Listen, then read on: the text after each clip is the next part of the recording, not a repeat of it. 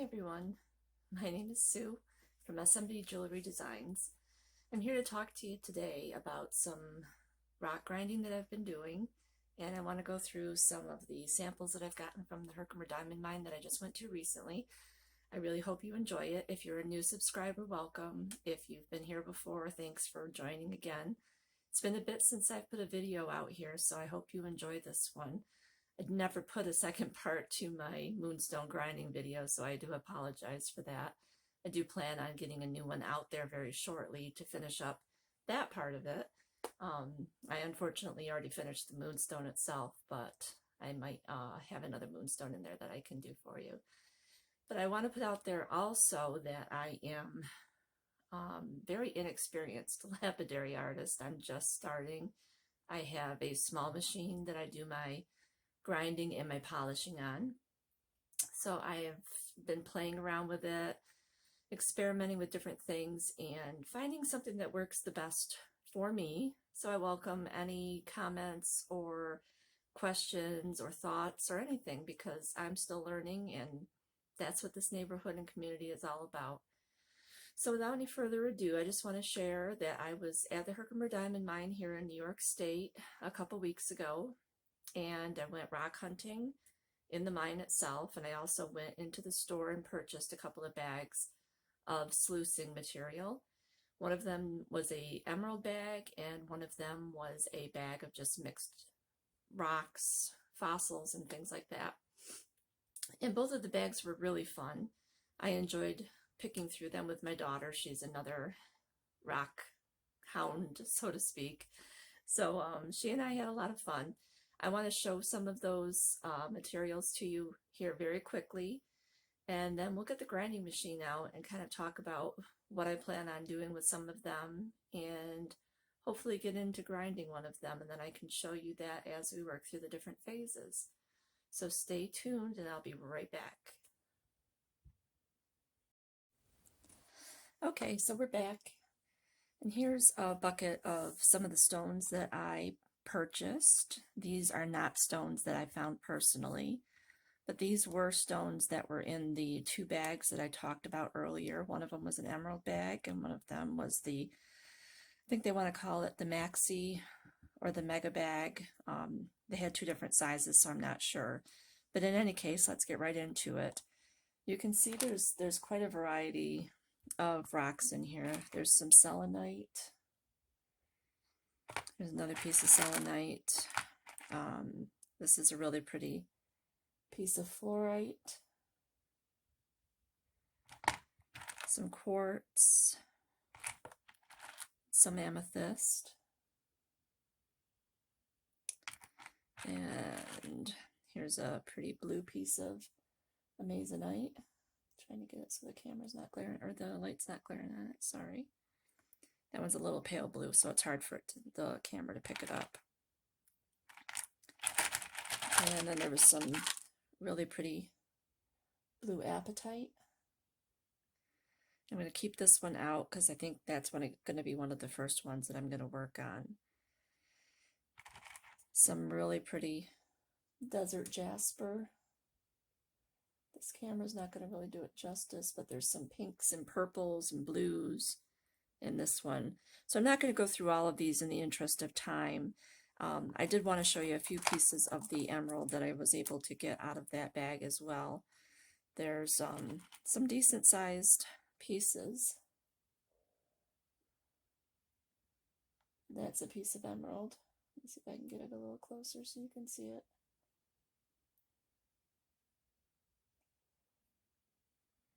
And then there's quite a few more in here. That's also some emerald.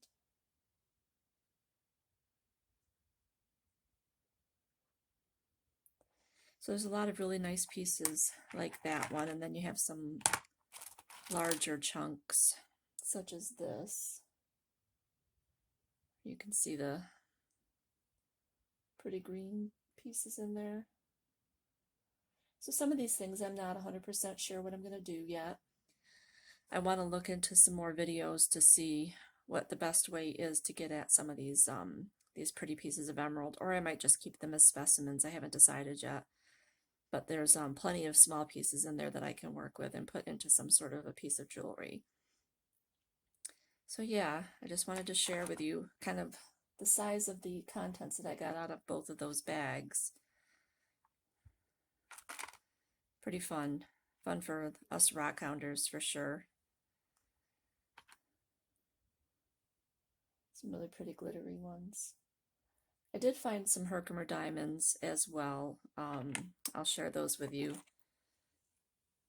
very quickly here, if I can figure out where I put them. Oh, here they are. All right. So I'm not sure how much of this you're going to be able to see. Let me get it into the camera first. Yeah, it's going to be kind of hard for you guys to see it. Down there in the center of this rock, where there's this kind of little cavern right here, you can just see it glinting in there. That's a Herkimer diamond. It's not very big. It's maybe, if I had to guess, maybe 7 millimeters long.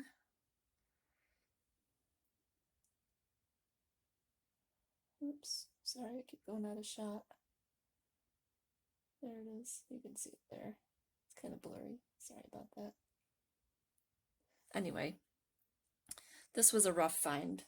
This was found in the on the walkway as I was going into the gravel areas. You can just see it glinting in there. But yeah, that was fun. We found a few other small ones, and we also found this cute little druzy. Oops. I'm still trying to figure out where my camera's lens is on here, so please forgive me, guys. But yeah, very sparkly, very pretty. Liking it. All right, well, let's get into it. So I've decided that for the purposes of making a piece of jewelry, I'm going to work on this apatite and this pretty piece of desert jasper. Now the desert jasper I might have to put in my tumbler first. I'm not 100% sure about that yet. I'm going to have to test it out. This blue apatite, no way will I be putting this in the tumbler. Blue apatite is much softer, and it's going to take a lot more to get this desert jasper ground down than it will for me to do this apatite. So this will be done totally by hand. And this one is a nice specimen since it's very thin. And it's very easy to make into a cabochon or just a flat pendant. Turn my other light on here because the light outside is starting to die. It's getting late in the evening here. All right, so we have a piece of jasper. We have a piece of apatite. What else am I going to do? I am going to work on one of the pieces of emerald. I have to pick through and decide which ones I want to do. But I'm also going to work on this piece of amazonite. And there's also a couple of really nice pieces of labradorite in here, which the camera is not going to pick up the flash very well because these pieces are not wet. I would want to get them wet to really find the flash and then figure out how I'm going to grind them. All right, so I think I'm just going to start with these 4. I know it's kind of a small amount, but I want to figure out where I can go with these. And I also want to talk quickly. Just I want to also show you there's another piece of labradorite. I can move these all the way over here so you guys can see them better. There's another piece of labradorite right here that I'm going to work on as well. You can just see that really pretty blue flash in there. I might try to get my camera down a little closer.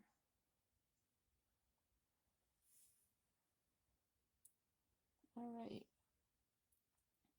So one thing I do want to talk about quickly is the machine that I will be using.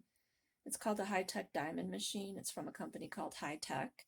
This is not sponsored. I don't own the, I don't have any partnership. I don't have any special connection or affiliation to High-Tech. I just really enjoy the piece of equipment that I got from them. It's been working exactly as described.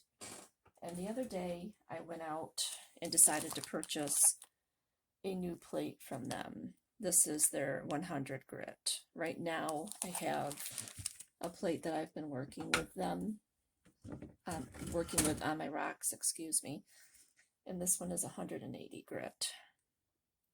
These are both 6 inches for the 6-inch wheel. I have a small wheel. You can see how much this one's been used by all the wear and tear on it. But I purchased the more gritty one here because I thought it would work better on some of the denser stones that I have. So I don't know if it's going to grind them up too much. I don't know if it's going to be too rough on some of the stones. I would not use this on the Apatite that I just showed you a little while ago. That would probably be too rough. I would stick with the 180 that I already have. So we'll see how that one works. So let's go ahead and throw it on the machine and we'll get started.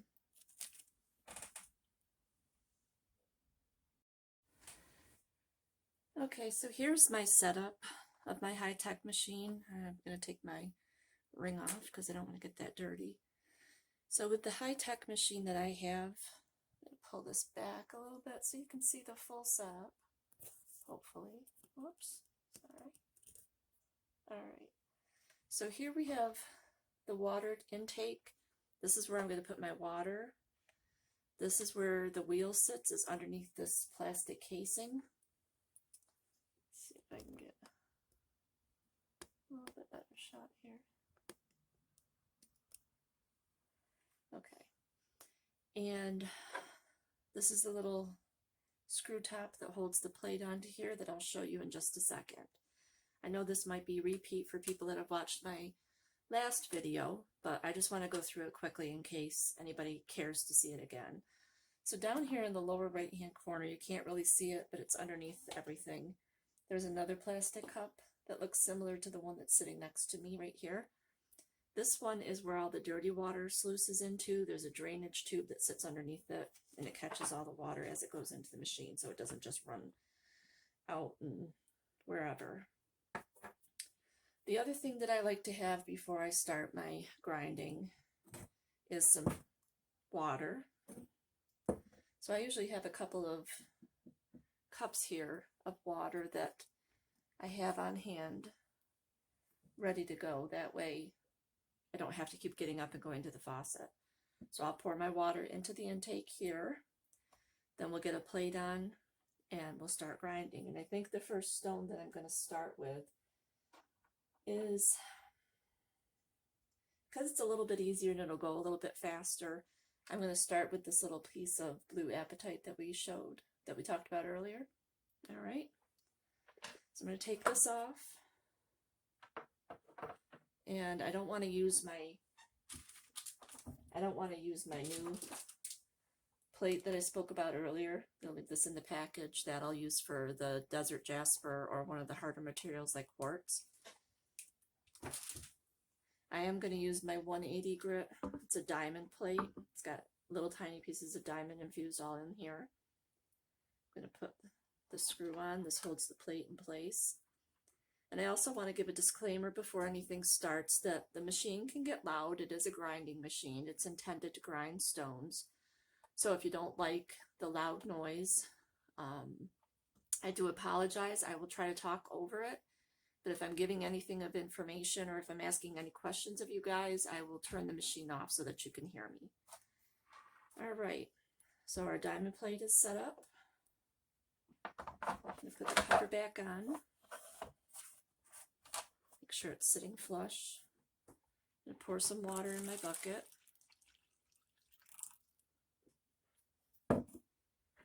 And in just a second here, this water will start dripping out. Sometimes it takes a second for it to get going. I have to turn the machine on and get the vibration going, but there it goes. So you can see it dripping now. All right. come in a little bit closer. So if you guys can see a little bit better.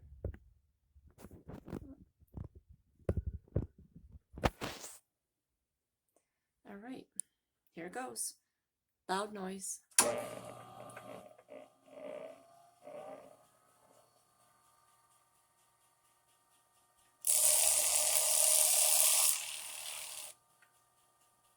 I'm going to show you very quickly again what this stone looks like before we get going on it.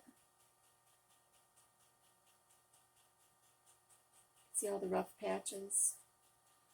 What I'll probably end up with is something about this big, because most likely I'll have to take this section right here off because it is very rough.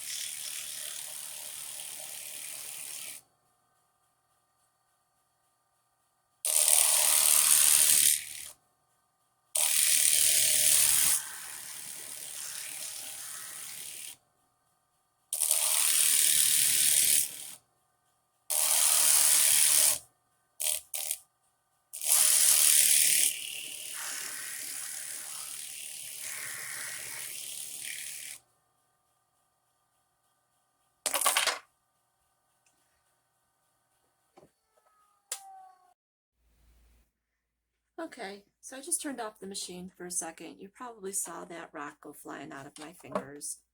It just landed here in the tray. That does happen.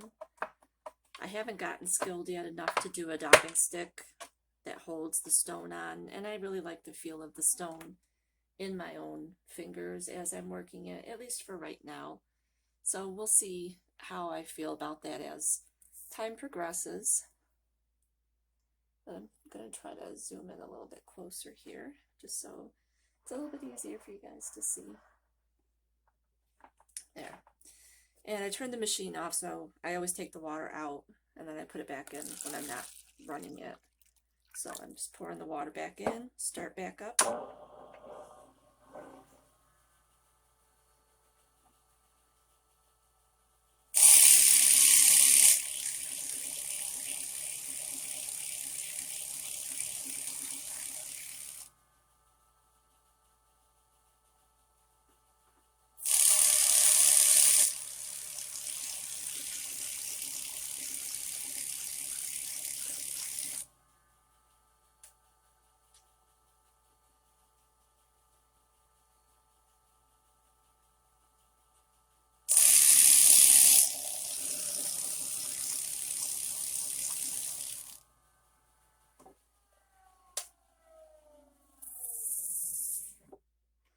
Okay, I just want to point out a couple things very quickly.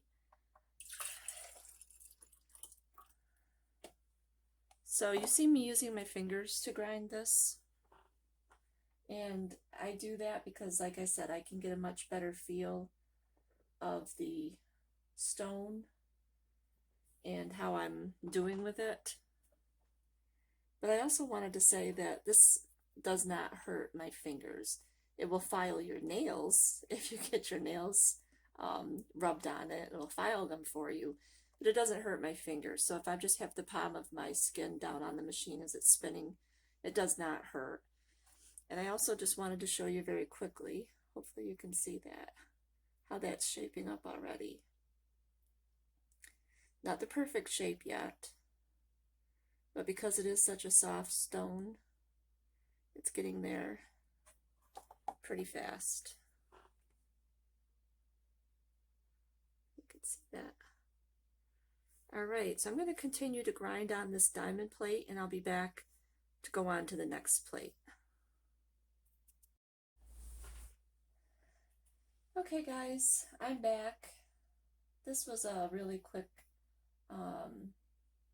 grind down because of the type of stone this is, like I said, because it's so very soft. It was easy to shape pretty quickly. So I'm going to change out the plates that I'm using now and go for the next size that will give us the or the next grit rather, sorry, I'm looking and talking at the same time. Go for the next grit and get a better polish on there, or get some of the scratches out I should say, and then start to get it to a place where we can polish it. So I'm going to change out that disc. I'll do that off camera and I'll be right back. Okay, I'm set up now for the next grind. I just wanted to point out very quickly, I've changed plates. This is the next grit up, so they go up higher in numbers the finer the grit becomes. I don't remember what the grit is on this one.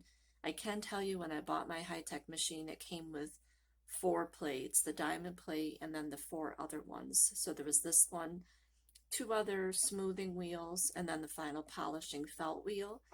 So if you're interested, you can always look on their site. I will leave the link to where I purchased this in the description box below. All right, so I'm going to add my water, turn the machine on, and we'll get on with some additional polishing.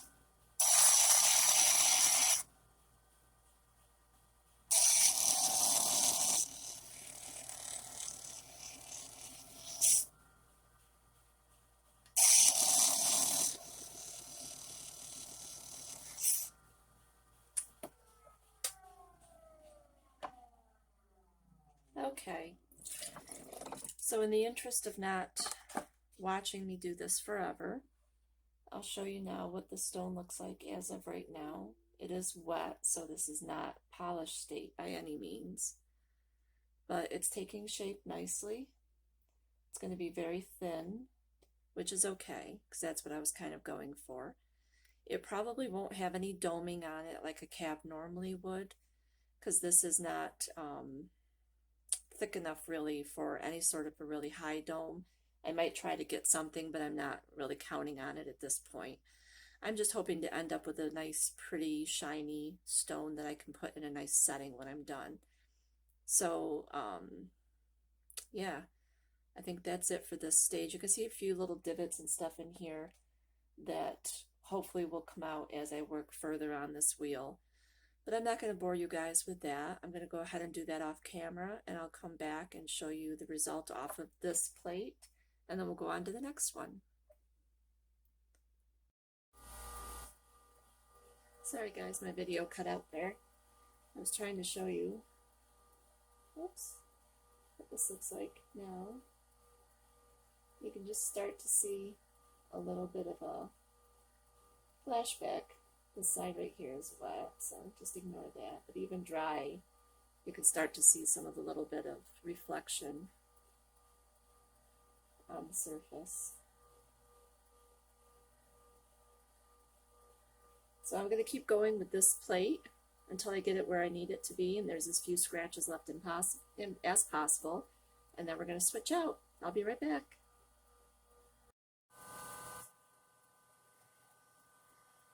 Alright, so on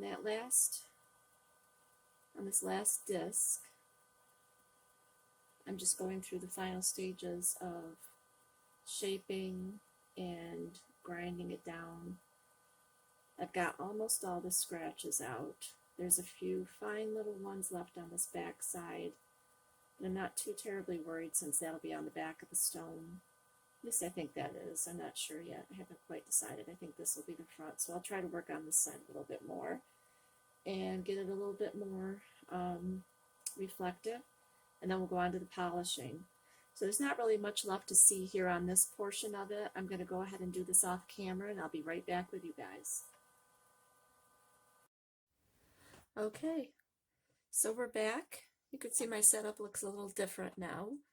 This is the felt polishing cloth. This is diamond paste that's been smeared on the top of it to help to give the stone a nice polish. We no longer need the water because this is a dry stage. And here's our stone, the way that it looks right now.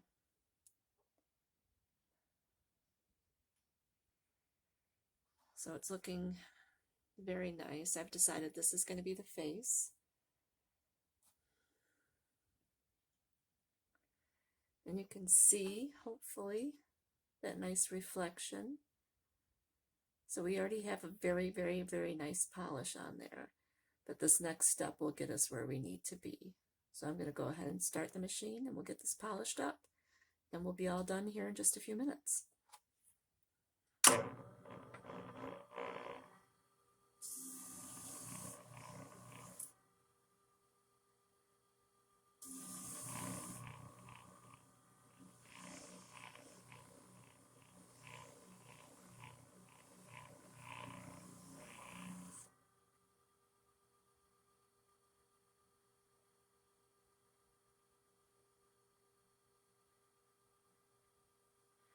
I am going to do both sides of the stone, just because the pendant might flip around, and if the back is exposed, I don't want it to look ugly. One thing to bear in mind when you're doing this step is, because this is dry, this will get away from you, and it can be a little bit abrasive on the fingers, so just keep that in mind. This little guy is getting quite slippery because he is so flat and so small. So it's getting a little bit increasingly harder to hold on to. But you can see what it looks like here. All right. I'm almost done with this, so I'm going to go ahead and finish it up on the side here off camera, and then I'll come back to camera and show you the final product. So this is what we ended up with. It's a pretty nice little rectangle.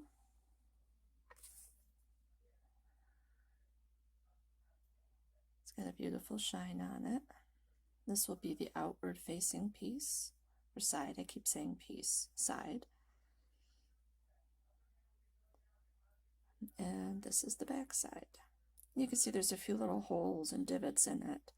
And if I had worked longer or had a thicker piece, I could have gotten some of those out, but I didn't want to sacrifice too much of the stone to make it too thin and then therefore very fragile. So see, that's got a lovely blue shine to it. See all the different colors and the variations in the stone. All right. Okay, guys. Well, that's it. This is our little polished stone. It started from a really rough piece of apatite, and it's now down to this pretty little stone that I hope I can get on camera here. Trying to get it without the flash. See if I can get it to focus for you. That was the back side. And that's the front. It's got a nice little blue flash in there. All right.